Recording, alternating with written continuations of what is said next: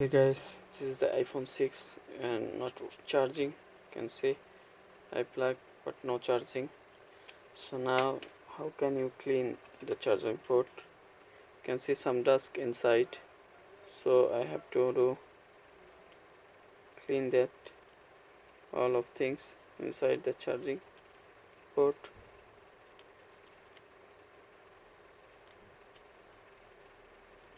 You can see very dust inside.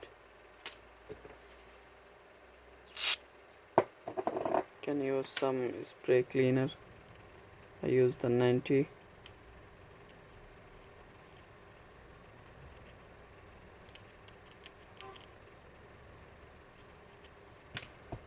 Again,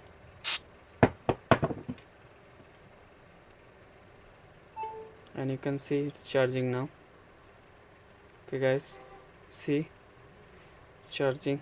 So if your mobile iPhone, Samsung and Huawei, any others mobile, if not charging, check the charging port have some dust. It can be you put in the mobile on your pen pocket, and then some dust come inside the charging socket and it's not connecting properly and not charging. When you clean it, and you can see it's charging, working very nice. Thank you guys. Please like, share and subscribe my channel for the new video notification. Thank you.